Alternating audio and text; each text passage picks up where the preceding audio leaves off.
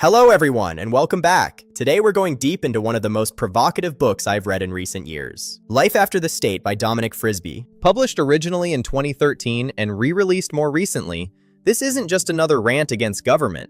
It's a witty, evidence-packed case that the modern nation-state has become a net negative force in our lives. If you've ever wondered why taxes keep rising, schools feel factory-like, healthcare waits are endless, and money seems to lose value year after year, Frisby has answers that might make you uncomfortable, but they're hard to ignore. Frisby himself, a British comedian turned financial journalist and Money Week columnist, he didn't start as a radical libertarian.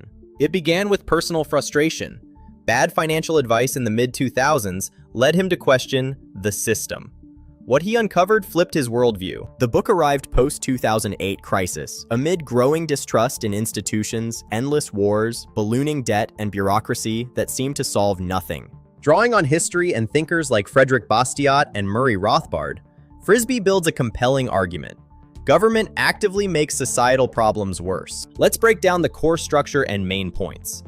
The book unfolds over more than 20 chapters, each packed with entertaining stories rather than just dry theory. Frisby starts by debunking the foundational myth that without a strong central state, society collapses into chaos. He flips it. Human nature is cooperative, innovative, and self-organizing when left free to decide. Voluntary associations thrived before state intervention. Taxation gets hammered early and often. Frisby calls it legalized theft, the root mechanism that funds everything that is wrong with modern society. Governments don't just take our money. They distort incentives, create dependency, punish productivity, and hide true costs.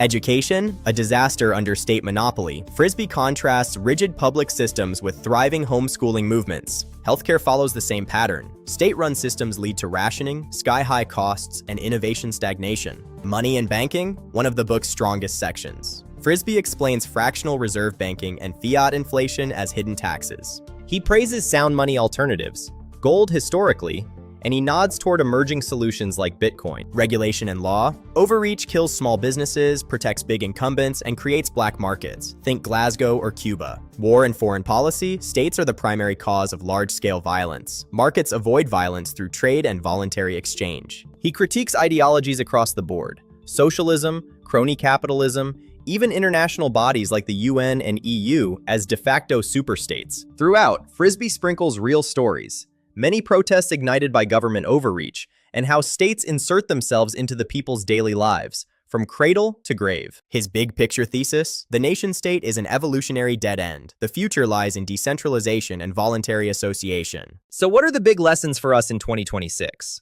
Lesson 1. Question the default assumption that government is necessary for X, Y, or Z. What if free markets could do it better? Lesson 2. Good intentions pave the road to hell, and unintended consequences are everywhere.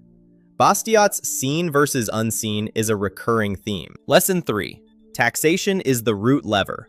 Reduce it and you unleash human energy.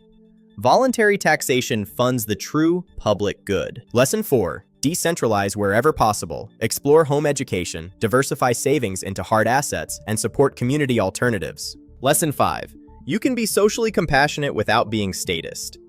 Free markets plus voluntary charity achieve poverty alleviation and eradication far better than forced redistribution. Of course, not everyone buys into this vision. Critics call it too utopian.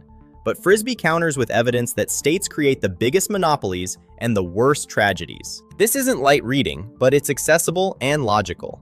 It might not convert you overnight, but it will certainly make you look at headlines differently. If this resonated, pick up a copy of Life After the State for yourself. Drop in the comments, which part hits hardest? Taxes, education, money? I'll catch you in the next one.